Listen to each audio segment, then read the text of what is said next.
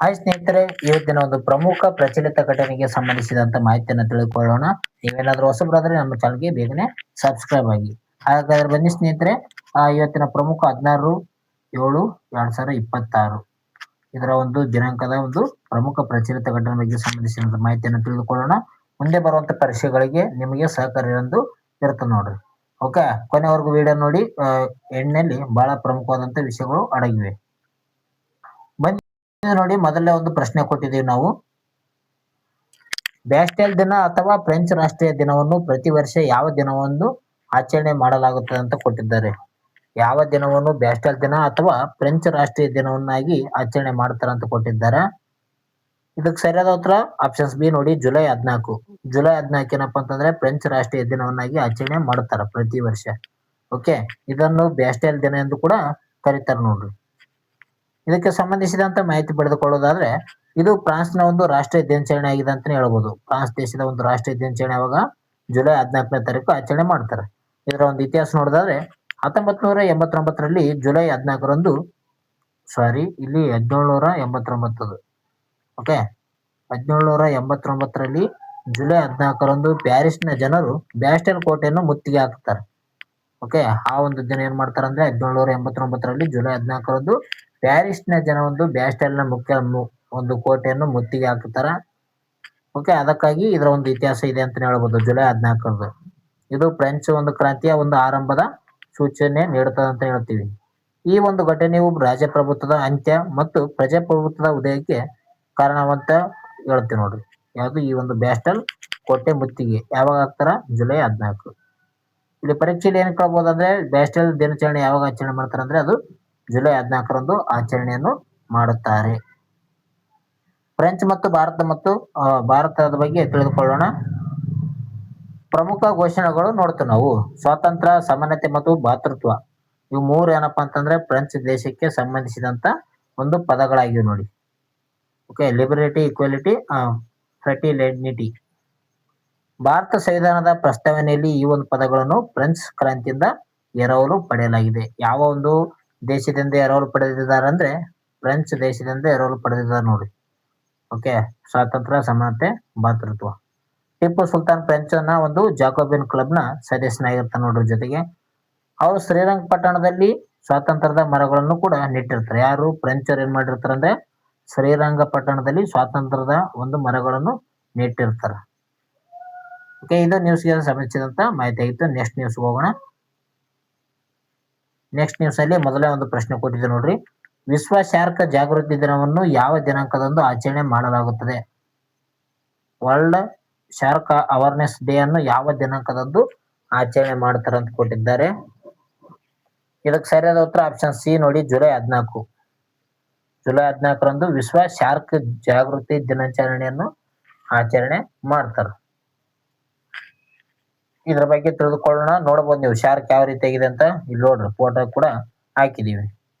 ಸಾಗರದ ಪರಿಸರ ವ್ಯವಸ್ಥೆಯಲ್ಲಿ ಶಾರ್ಕ್ ಮೀನುಗಳ ಒಂದು ಪ್ರಾಮುಖ್ಯತೆ ಬಗ್ಗೆ ಅರಿವು ಮೂಡಿಸಲು ಈ ಒಂದು ದಿನಾಚರಣೆಯನ್ನು ಮಾಡ್ತಾರೆ ನೋಡ್ರಿ. ಜುಲೈ 14ರಂದು ಒಂದು ಶಾರ್ಕ್ ದಿನಾಚರಣೆ ಮಾಡ್ತಾರೆ.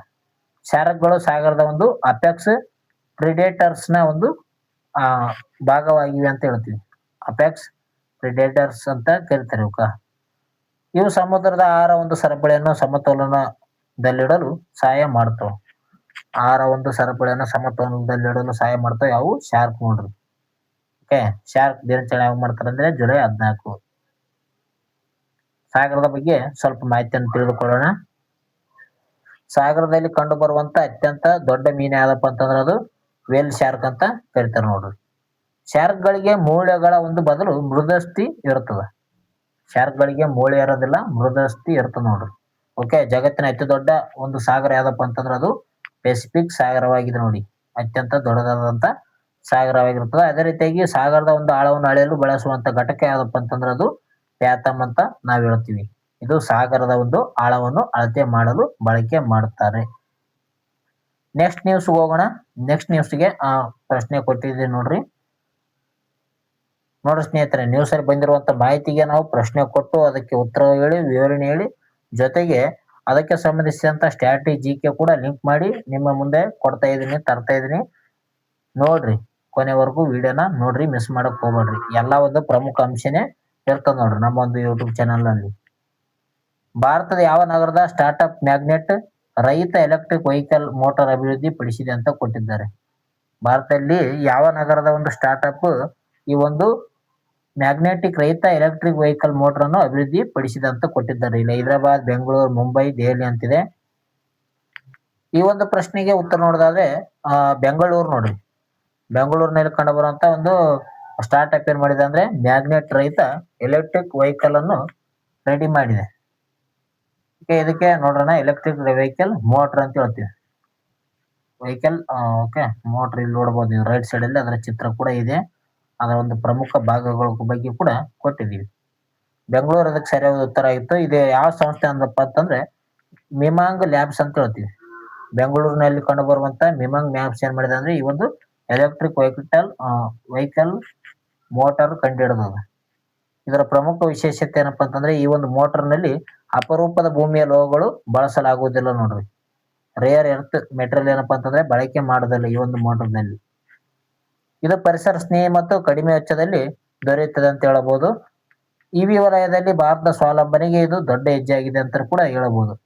ಇವಿ ಅಂದ್ರೆ ಎಲೆಕ್ಟ್ರಿಕ್ ವೆಹಿಕಲ್ ಅಂತ ಕರಿತೀವಿ ನಾವು. ಇವಿ ಎಲೆಕ್ಟ್ರಿಕ್ ವೆಹಿಕಲ್, ಇದಕ್ಕೆ ಏನಪ್ಪಾ ಅಂತಂದ್ರೆ ಇದು ಒಂದು ದೊಡ್ಡ ಹೆಜ್ಜೆ ಆಗಿದೆ ಅಂತ ಹೇಳಬಹುದು. ಓಕೆ, ಈಗ ಸ್ಟ್ರಾಟಜಿಕಲಿ ವಿದ್ಯುತ್ ಮತ್ತು ಮೋಟರ್ ಬಗ್ಗೆ ತಿಳಿದುಕೊಳ್ಳೋಣ.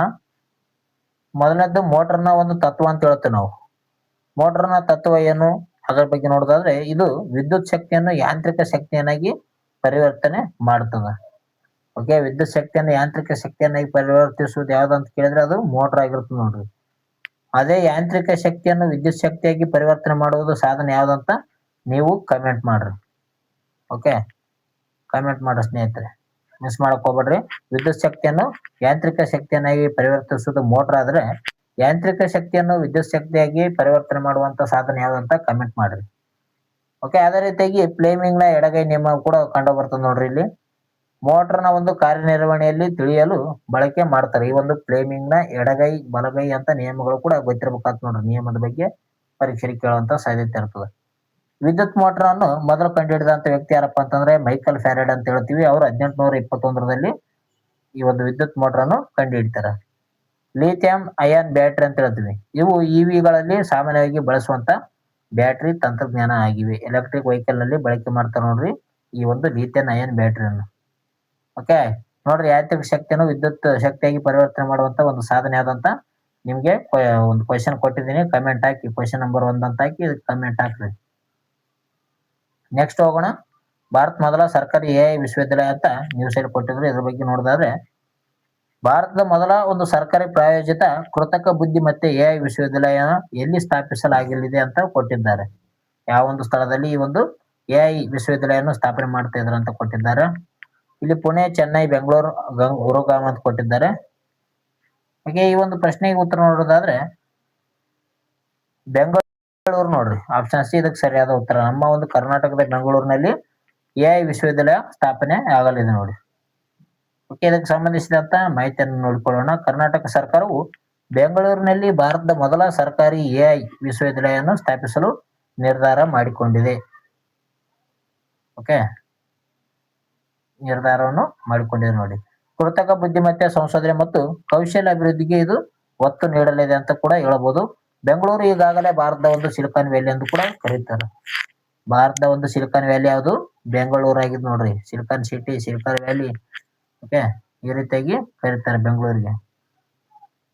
ಕಂಪ್ಯೂಟರ್ ಮತ್ತು ಎಐಗೆ ಸಂಬಂಧಿಸಿದಂತ ಮಾಹಿತಿ ಇದೆ ನೋಡಿ. ಎಐ ನ ಪಿತಾಮಹ ಅಂತ ಯಾರಿಗೆ ಕರೀತಾರ? ಜಾನ್ ಮೆಕಾರ್ತಿಗೆ ಎಐ ಪಿತಾಮಹ ಅಂತ ಕರೀತಾರೆ. ಆರ್ಟಿಫಿಷಿಯಲ್ ಇಂಟೆಲಿಜೆನ್ಸ್ ಅಂತ ಕರಿತೀವಲ್ಲ, ಇದರ ಒಂದು ಪಿತಾಮಹ ಒಂದು ಜಾನ್ ಮೆಕಾರ್ತಿ ಆಗಿದ್ದಾರೆ ನೋಡ್ರಿ. ಅದೇ ರೀತಿಯಾಗಿ ಚಾಟ್ ಜಿಪಿಟಿ ಅಂತ ಹೇಳ್ತೀವಿ ನಾವು. ಇದನ್ನು ಅಭಿವೃದ್ಧಿ ಪಡಿಸಿದಂತ ಸಂಸ್ಥೆ ಯಾವ್ದಪ್ಪ ಅಂತಂದ್ರೆ ಓಪನ್ ಎಐ ಸಂಸ್ಥೆ ಇದನ್ನು ಅಭಿವೃದ್ಧಿ ಪಡಿಸಿದೆ. ಭಾರತ ಮೊದಲ ಸೂಪರ್ ಕಂಪ್ಯೂಟರ್ ಯಾವ್ದು ಅಂತ ಕೇಳಿದ್ರೆ ಅದು ಪರಂ 8000 ಅಂತ ಹೇಳ್ತೀವಿ, ಅಂದ್ರೆ ಪರಂ 8000. ಕಂಪ್ಯೂಟರ್ ಪಿತಾಮಹ ಯಾರಂದ್ರೆ ಅದು ಚಾರ್ಲ್ಸ್ ಬ್ಯಾಬೇಜ್. ಇದು ಹಲವಾರು ಪರೀಕ್ಷೆಯಲ್ಲಿ ಕೇಳಿದ್ದಾರೆ ನೋಡಿ. ಕಂಪ್ಯೂಟರ್ ಪಿತಾಮಹ ಯಾರು ಅಂದ್ರೆ ಚಾರ್ಲ್ಸ್ ಬ್ಯಾಬೇಜ್ ಅವರು ಆಗಿದ್ದಾರೆ. ನೆಕ್ಸ್ಟ್ ನ್ಯೂಸ್ ನೋಡೋಣ. ಇತ್ತೀಚೆಗೆ ಏನಾಗಿದೆ ಅಂದ್ರೆ ಬಂಡೀಪುರದಲ್ಲಿ ಒಂದು ಜುಟ್ಟಿನ ಹಾವು ಗಿಡಗ ಕಂಡು ಬಂದಿದೆ. ಗಿಡಗ ಅಂದ್ರೆ ನಾವೇನ್ ಹೇಳ್ತೀವಿ, ಹದ್ದು ಅಂತ ಕಡಿಬಹುದು ನಾವು. ಗಿಡಗ ಅಂತ ಕರಿತಾರೆ. ಹಾವು ತರ ಕಾಣುವಂತ ಒಂದು ಹದ್ದು ಕಂಡು ಬಂದದ ಬಂಡೀಪುರದಲ್ಲಿ. ಓಕೆ, ಕ್ವಶನ್ ಕೊಟ್ಟಿದ್ದೆ ನೋಡ್ರಿ. ಕ್ವಶನ್ ಅಲ್ಲೇ ಈಗ ತಾನೇ ಆನ್ಸರ್ ಕೂಡ ಹೇಳಿದೆ. ಇರ್ಲಿ. ಇತ್ತೀಚೆಗೆ ಯಾವ ಹುಲಿ ಸಂರಕ್ಷಣಾ ಪ್ರದೇಶದಲ್ಲಿ ಅಪರೂಪದ ಜುಟ್ಟಿನ ಹಾವು ಗಿಡಗ ಕಂಡು ಬಂದಿದೆ ಅಂತ ಕೊಟ್ಟಿದ್ದಾರೆ? ನಾಗರಹೊಳೆ, ಭದ್ರಾ, ಬಂಡೀಪುರ, ಬಿಳಿ ರಂಗನ ಬೆಟ್ಟ ಅಂತ ಕೊಟ್ಟಿದ್ದಾರೆ. ಈ ಒಂದು ಪ್ರಶ್ನೆಗೆ ಸರಿಯಾದ ಉತ್ತರ ಬಂಡೀಪುರ ಒಂದು ಹುಲಿ ಒಂದು ಪ್ರದೇಶದಲ್ಲಿ. ಬಂಡೀಪುರ ರಾಷ್ಟ್ರೀಯ ಉದ್ಯಾನವನದಲ್ಲಿ ಈ ಒಂದು ಅಪರೂಪದ ಪಕ್ಷಿ ದರ್ಶನ ನೀಡಿದೆ ಅಂತ ಹೇಳ್ಬೋದು. ಯಾವ ರೀತಿಯಾಗಿದೆ ಅಂತ ರೈಟ್ ಸೈಡ್ ಅಲ್ಲಿ ಇದೆ ನೋಡಿ. ಈ ಒಂದು ಪಕ್ಷಿಗೆ ಏನಪ್ಪಾ ಅಂತಂದ್ರೆ ತಲೆ ಮೇಲೆ ಹಾವು ತರ ಪುಚ್ಚ ಇದೆ. ಇದು ಹೆಚ್ಚಾಗಿ ಹಾವನ್ನು ಬೇಟೆಯಾಡೋದ್ರಿಂದ ಈ ಒಂದು ಹೆಸರು ಬಂದಿದೆ ಅಂತ ಹೇಳ್ಬೋದು. ಹಾವು ತಿನ್ನುವಂತ ಗಿಡಗ ಅಂತ ಕರಿತಾರೆ ಇದಕ್ಕೆ. ಇದರ ತಲೆಯ ಮೇಲೆ ಏನಪ್ಪಾ ಅಂತಂದ್ರೆ ಜುಟ್ಟಿನಂತ ಗರಿಗಳು ಕಂಡು ಬರ್ತವೆ. ನೀವು ರೈಟ್ ಸೈಡ್ ಅಲ್ಲಿ ನೋಡಬಹುದು ಯಾವ ರೀತಿಯಾಗಿ ಒಂದು ತಲೆ ಮೇಲೆ ಕಂಡು ಬರ್ತದೆ ನೋಡ್ರಿ. ಇಲ್ಲಿದೆ ನೋಡ್ರಿ, ಇಲ್ಲಿ ಕಾಣ್ತಾ ಇಲ್ಲ ನೋಡ್ರಿ. ಈ ರೀತಿಯಾಗಿ ಗಿಡಗ ಎಲ್ಲಿ ಕಂಡು ಬಂದಪ್ಪ ಅಂತಂದ್ರೆ ಅದು ಬಂಡೀಪುರ ಒಂದು ರಾಷ್ಟ್ರೀಯ ಉದ್ಯಾನವನದಲ್ಲಿ ಕಂಡು ಬಂದದ. ಈಗ ಸ್ಟ್ಯಾಟಿಕ್ ಜಿಕೆ ಲಿಂಕ್ ತೊಂದ್ರೆ ನಾವು ಕರ್ನಾಟಕದ ಪ್ರಮುಖ ಅರಣ್ಯದ ಬಗ್ಗೆ ನೋಡಿಕೊಳ್ಳೋಣ. ಅದರಲ್ಲಿ ಬಂಡೀಪುರದ ಬಗ್ಗೆ ಕೇಳುವಂತ ಸಾಧ್ಯತೆ ಇರ್ತದೆ. ಬಂಡೀಪುರ ರಾಷ್ಟ್ರೀಯ ಉದ್ಯಾನದಲ್ಲಿ ಈ ಒಂದು ಗಿಡಗ ಕಂಡು ಬಂದರಿಂದ ಬಂಡೀಪುರದ ಬಗ್ಗೆ ಕೇಳುವಂತ ಸಾಧ್ಯತೆ ಇರ್ತದೆ. ಬಂಡೀಪುರ ರಾಷ್ಟ್ರೀಯ ಉದ್ಯಾನವನ ಸ್ಥಾಪನೆ ಆಗಿದೆ ಯಾವಾಗಪ್ಪ ಅಂತಂದ್ರೆ 1973ರಲ್ಲಿ ಪ್ರಾಜೆಕ್ಟ್ ಟೈಗರ್ ಅಡಿಯಲ್ಲಿ ಇದನ್ನು ಸ್ಥಾಪನೆ ಮಾಡುತ್ತಾರೆ. ಇದು ಚಾಮರಾಜನಗರ ಜಿಲ್ಲೆಯಲ್ಲಿ ಕಂಡು ಬರುತ್ತೆ ನೋಡ್ರಿ. ಒಂದಿಷ್ಟು ಬೇರೆ ರೀತಿಯಲ್ಲಿ ಕೊಡಬಹುದು. ಬಂಡೀಪುರ ಒಂದು ರಾಷ್ಟ್ರೀಯ ಉದ್ಯಾನವನ ಯಾವ ಜಿಲ್ಲೆಯಲ್ಲಿ ಕಂಡು ಬರ್ತದಪ್ಪ ಅಂತಂದ್ರೆ ಅದು ಚಾಮರಾಜನಗರ ಜಿಲ್ಲೆಯಲ್ಲಿ ಕಂಡು ಬರುತ್ತೆ. ಕರ್ನಾಟಕದ ಅತಿ ಹಳೆಯ ರಾಷ್ಟ್ರೀಯ ಉದ್ಯಾನವನ ಯಾವ್ದಪ್ಪ ಅಂತಂದ್ರೆ ಅದು ಬಂಡೀಪುರ ರಾಷ್ಟ್ರೀಯ ಉದ್ಯಾನವನ ಆಗಿದೆ. ಕರ್ನಾಟಕದಲ್ಲಿ ಒಟ್ಟು 5 ಹುಲಿ ಸಂರಕ್ಷಿತ ಪ್ರದೇಶಗಳು ಕಂಡು ಬರ್ತವೆ ನೋಡ್ರಿ. ಕರ್ನಾಟಕದಲ್ಲಿ ಎಷ್ಟು ಹುಲಿ ಸಂರಕ್ಷಿತ ಪ್ರದೇಶ ಇದಪ್ಪ ಅಂತಂದ್ರೆ 5 ಇದಾವ. ಅದರಲ್ಲಿ ಈ ಒಂದು ಬಂಡೀಪುರ ಕೂಡ ಒಂದಾಗಿದೆ ನೋಡಿ. ಓಕೆ, ನೆಕ್ಸ್ಟ್ ಹೋಗೋಣ. ನೆಕ್ಸ್ಟ್ ನ್ಯೂಸ್ ಪ್ರಶ್ನೆ ಬಂದು ನೋಡಿ. ಸುಪ್ರೀಂ ಕೋರ್ಟ್ ಇತ್ತೀಚೆಗೆ ಪ್ರಕರಣಗಳ ತ್ವರಿತ ಇತ್ಯರ್ಥಕ್ಕಾಗಿ ಯಾವ ಯೋಜನೆಯಡಿ ವಿಶೇಷ ಪೀಠಗಳನ್ನು ರಚಿಸಿದೆ ಅಂತ ಕೊಟ್ಟಿದ್ದಾರೆ?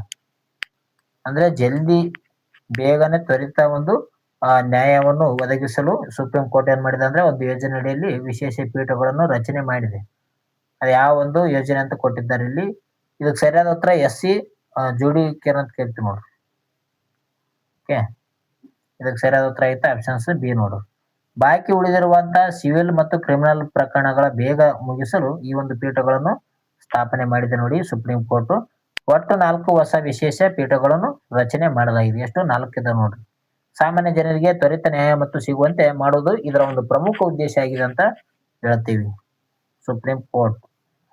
ಹಾಗಾದ್ರೆ ಸುಪ್ರೀಂ ಕೋರ್ಟ್ ಮೇಲೆ ಕ್ವಶನ್ ಬರುವಂತ ಸಾಧ್ಯತೆ ಇರ್ತದ. ಇದ್ರ ಬಗ್ಗೆ ತಿಳಿದುಕೊಳ್ಳೋಣ. ಸಂವಿಧಾನದಲ್ಲಿ ಎಷ್ಟನೇ ಭಾಗದಲ್ಲಿ ಕಂಡು ಬರ್ತದೆ ಅಂದ್ರೆ 5ನೇ ಭಾಗದಲ್ಲಿ ಈ ಒಂದು ಸುಪ್ರೀಂ ಕೋರ್ಟ್ ಕಂಡು ಬರ್ತದೆ. ಭಾಗ 5 ಕಂಡು ಬರ್ತದೆ. ಭಾಗ 5ರಲ್ಲಿ ಯಾವದರಿಂದ ಯಾವ ಎಲ್ಲಿವರೆಗೂ ವಿಧಿ ಅಂದ್ರೆ 124ನೇ ವಿಧಿಯಿಂದ 147ನೇ ವಿಧಿ ಈ ಒಂದು ಸುಪ್ರೀಂ ಕೋರ್ಟ್ ಬಗ್ಗೆ ಮಾಹಿತಿಯನ್ನು ಒದಗಿಸ್ತದೆ. ಸುಪ್ರೀಂ ಕೋರ್ಟ್ ಸ್ಥಾಪನೆ ಆಗಿದೆ ಯಾವಪ್ಪ ಅಂತಂದ್ರೆ 1950 ಜನವರಿ 28ಕ್ಕ ಸುಪ್ರೀಂ ಕೋರ್ಟ್ ಸ್ಥಾಪನೆ ಆಗ್ತದ. ಇದರ ಮೊದಲ ಮುಖ್ಯ ನ್ಯಾಯಮೂರ್ತಿ HJ ಕಾನಿಯಾ ಅವರು ಆಗಿರ್ತಾರೆ ನೋಡ್ರಿ. ಗರಿಷ್ಠ ನ್ಯಾಯಮೂರ್ತಿಗಳ ಸಂಖ್ಯೆ 34 ಇದೆ ನೋಡಿ. ಅಂದ್ರೆ 33 ಇತರೆ ಪ್ಲಸ್ ಮುಖ್ಯ ನ್ಯಾಯಮೂರ್ತಿ ಒಬ್ಬರು, ಟೋಟಲ್ ಆಗಿ 34 ಅಂತ ಹೇಳ್ತೀವಿ. ಇದರ ಒಂದು ಸದಸ್ಯರ ಸಂಖ್ಯೆ ಕೂಡ ಹೆಚ್ಚು ಮಾಡ್ಬೇಕಂತ ಇತ್ತೀಚೆಗೆ ಹಾಕಿಕೊಳ್ಳಲಾಗಿದೆ ಯೋಜನೆ.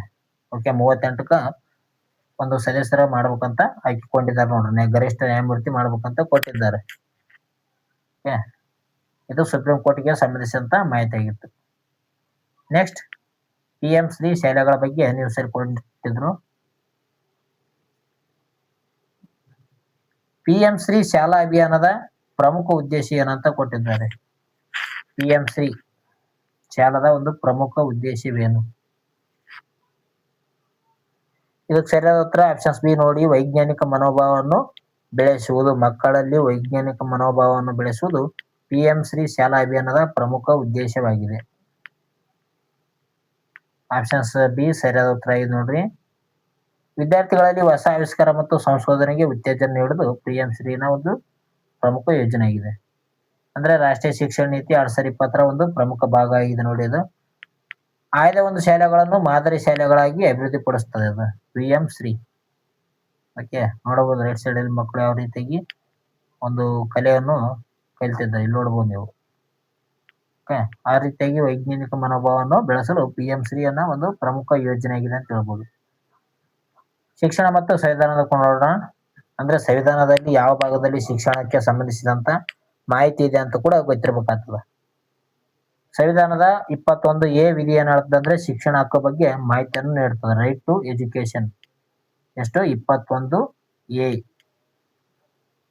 ಓಕೆ, ಇದೇನ್ ಹೇಳ್ತಪ್ಪ ಅಂತಂದ್ರೆ 6ರಿಂದ 14 ವರ್ಷದ ಮಕ್ಕಳಿಗೆ ಕಡ್ಡಾಯವಾಗಿ ಶಿಕ್ಷಣ ನೀಡಬೇಕಂತ ಹೇಳ್ತದೆ.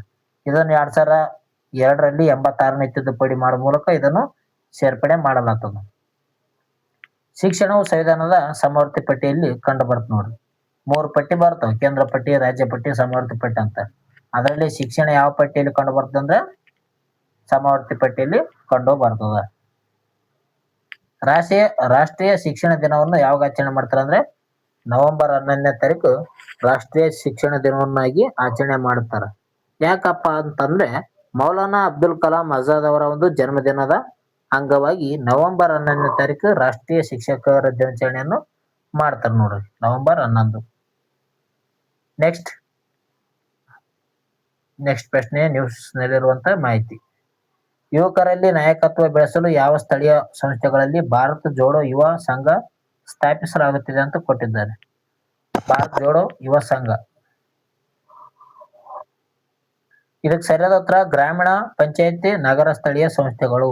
ಆಪ್ಷನ್ಸ್ ಬಿ ಇದಕ್ಕೆ ಸರಿಯಾದ ಉತ್ತರ ಇದೆ. ಗ್ರಾಮೀಣ ಪಂಚಾಯತ್ ಮತ್ತು ನಗರ ಸ್ಥಳೀಯ ಸಂಸ್ಥೆಗಳಲ್ಲಿ ಯುವಕರ ಒಂದು ನಾಯಕತ್ವವನ್ನು ಬೆಳೆಸಲು ಭಾರತ್ ಜೋಡೋ ಯುವ ಸಂಘವನ್ನು ಸ್ಥಾಪನೆ ಮಾಡಲಾಗುತ್ತಿದೆ. ಓಕೆ, ಗ್ರಾಮ ಪಂಚಾಯತಿ ಮತ್ತು ನಗರ ಸ್ಥಳೀಯ ಸಂಸ್ಥೆಗಳಲ್ಲಿ ಯುವಕರಲ್ಲಿ ಕ್ರೀಡಾ ಮನೋಭಾವ ಮತ್ತು ನಾಯಕತ್ವದ ಒಂದು ಗುಣವನ್ನು ಬೆಳೆಸುವುದು ಈ ಒಂದು ಯೋಜನೆಯ ಪ್ರಮುಖ ಗುರಿಯಾಗಿದೆ ಅಂತಾನೆ ಹೇಳಬಹುದು. ಗ್ರಾಮೀಣ ಮಟ್ಟದಲ್ಲಿ ಪ್ರತಿಭೆಗಳನ್ನು ಗುರುತಿಸಲು ಇದು ಅತ್ಯಂತ ಸಹಕಾರಿ ಮಾಡ್ತದೆ. ಯುವ ಜನ ಸಬಲೀಕರಣ ಇಲಾಖೆ ಈ ಒಂದು ಮಹತ್ವ ಯೋಜನೆಯನ್ನು ತಂದಿದೆ ಅಂತ ಹೇಳಬಹುದು. ಯಾವುದು? ಯುವ ಜನ ಸಬಲೀಕರಣ ಇಲಾಖೆ ಈ ಒಂದು ಯೋಜನೆ ಮಾಡಿಕೊಟ್ಟಿದೆ. ಅಂದ್ರೆ ಗ್ರಾಮೀಣ ಮತ್ತು ನಗರ ಪ್ರದೇಶದಲ್ಲಿ ಈ ಒಂದು ಯುವಕರಲ್ಲಿ ಚೈತನ್ಯ ತುಂಬಬಹುದು. ನೋಡಬಹುದು ನೀವು ಲೆಫ್ಟ್ ಸೈಡ್ ನಲ್ಲಿ ಮಹಿಳೆಯರು ಕೂಡ ಆಟದಲ್ಲಿ ಭಾಗವಹಿಸುತ್ತಿದ್ದಾರೆ. ಈಗ ನಾವು ಪಂಚಾಯತ್ ರಾಜ್ ಬಗ್ಗೆ ತಿಳ್ಕೊಳ್ಳೋಣ. ನೋಡಿ, ಸ್ಟ್ರಾಟಜಿಕಲಿ ಪಂಚಾಯತ್ ಬಗ್ಗೆ ಇಲ್ಲಿ ಗ್ರಾಮೀಣ ಪಂಚಾಯತ್ ಅಂತ ನ್ಯೂಸ್ ಅಲ್ಲಿ ಬಂದಿತ್ತು, ಗ್ರಾಮ ಪಂಚಾಯತ್ ನಗರ ಒಂದು ಸಂಸ್ಥೆಗಳಂತ ಬಂದಿತ್ತು. ನಾವೇನ್ ಮಾಡಿದ್ವಿ, ಪಂಚಾಯತ್ ರಾಜ್ ಬಗ್ಗೆ ಸಂಬಂಧಿಸಿದಂತ ಒಂದು ಮಾಹಿತಿಯನ್ನ ಹಾಕಿದೀವಿ. ಓಕೆ, ಶಾರ್ಟ್ ಮಾಹಿತಿ, ಯಾಕಂದ್ರೆ ನೀವು ಕೂಡ ಓದ್ಕೊಂಡಿರ್ತೀರಿ, ಜೊತೆ ರಿವಿಷನ್ ಕೂಡ ಆದಂಗ ಆಗುತ್ತೆ. 73ನೇ ತಿದ್ದುಪಡಿ 1992ರಲ್ಲಿ ಮಾಡ್ತಾರೆ ನೋಡಿ. ಪಂಚಾಯತ್ ರಾಜ್ ವ್ಯವಸ್ಥೆಗೆ ಸಂವಿಧಾನಿಕ ಸ್ಥಾನಮಾನ ನೀಡಲಾಗುತ್ತದೆ. ಓಕೆ, ಯಾವಾಗ 73ನೇ ತಿದ್ದುಪಡಿ ಗ್ರಾಮ ಪಂಚಾಯತಿ ಬಗ್ಗೆ ಹೇಳ್ತದೆ, 74ನೇ ತಿದ್ದುಪಡಿ ಮುನ್ಸಿಪಾಲಿಟಿ ಬಗ್ಗೆ ಮಾಹಿತಿಯನ್ನು ಹೇಳ್ತದೆ. ಪ್ರತಿ ವರ್ಷ ಏನಪ್ಪಾ ಅಂತಂದ್ರೆ ಪಂಚಾಯತ್ ರಾಜ್ ದಿನವನ್ನು ಯಾವಾಗ ಆಚರಣೆ ಮಾಡ್ತಾರಪ್ಪ ಅಂತಂದ್ರೆ ಏಪ್ರಿಲ್ 24ನೇ ತಾರೀಕು ಆಚರಣೆ ಮಾಡ್ತಾರೆ ನೋಡ್ರಿ.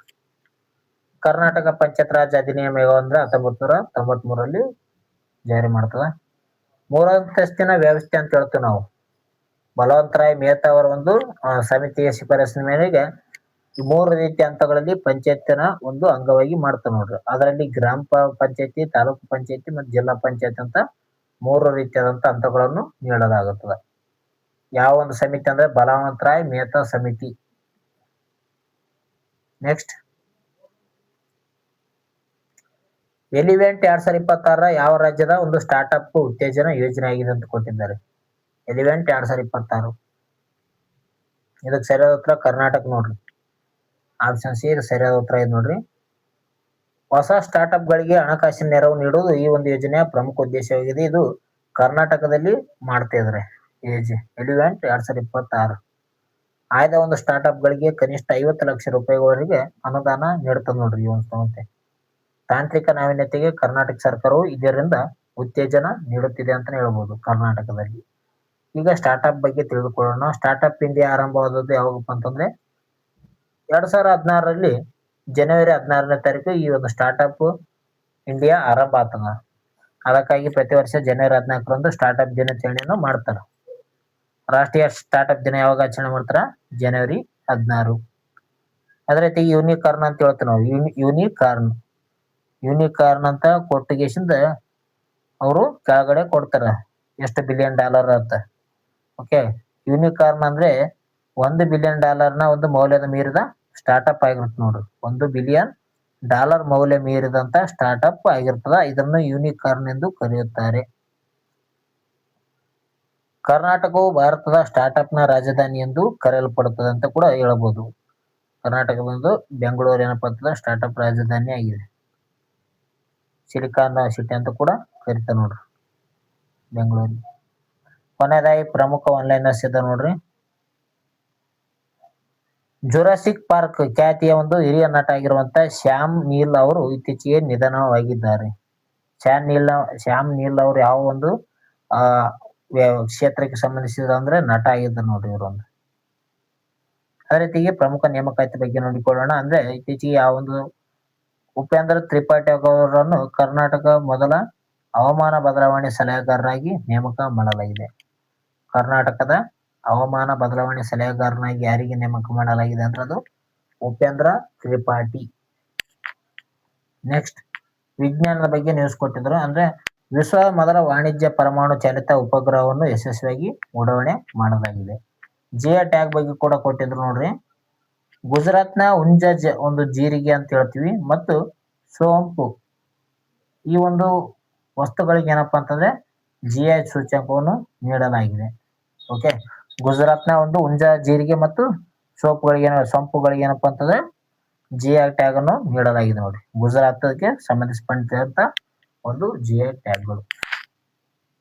ಇವಿಷ್ಟೇನಾಗಿದೆ ಅಂದ್ರೆ ಪ್ರಮುಖ ಪ್ರಚಲಿತ ಘಟನೆಗೆ ಸಂಬಂಧಿಸಿದಂತ ಮಾಹಿತಿಗಳಾಗಿದ್ದವು. ನೀವೇನಾದ್ರೂ ಇನ್ನೂ ನಮ್ಮ ಒಂದು ಇನ್ಸ್ಟಾಗ್ರಾಮ್ಗೆ ಜಾಯ್ನ್ ಆಗಿಲ್ಲ ಅಂದ್ರೆ ಇನ್ಸ್ಟಾಗೆ ಜಾಯ್ನ್ ಆಗಿ, ಡಿಸ್ಕ್ರಿಪ್ಷನ್ ನಲ್ಲಿ ಲಿಂಕ್ ಇದೆ. ಮತ್ತು ಟೆಲಿಗ್ರಾಮ್ ಗ್ರೂಪ್ಗೆ ಯಾರು ಜಾಯ್ನ್ ಆಗಿಲ್ಲ ಜಾಯ್ನ್ ಆಗಿ. ಓಕೆ, ಈ ಒಂದು ವಿಡಿಯೋ ಇಷ್ಟ ಆಯ್ತು ಅಂದ್ರೆ ಸೂಪರ್ ಅಂತ ಕಮೆಂಟ್ ಹಾಕಿ, ಜೊತೆಗೆ ನಿಮ್ಮ ಒಂದು ಅನಿಸಿಕೆಯನ್ನು ಹೇಳ್ರಿ. ಓಕೆ ಸ್ನೇಹಿತರೆ, ಇಲ್ಲಿವರೆಗೂ ನಮ್ಮ ಒಂದು ವಿಡಿಯೋನ ನೋಡಿದಕ್ಕಾಗಿ ಎಲ್ಲರಿಗೂ ನಮ್ಮ ಕಡೆಯಿಂದ ಧನ್ಯವಾದಗಳು. ಮುಂದಿನ ಒಂದು ವಿಡಿಯೋದಲ್ಲಿ ಸಿಗೋಣ. ಟೇಕ್ ಕೇರ್, ಬಾಯ್.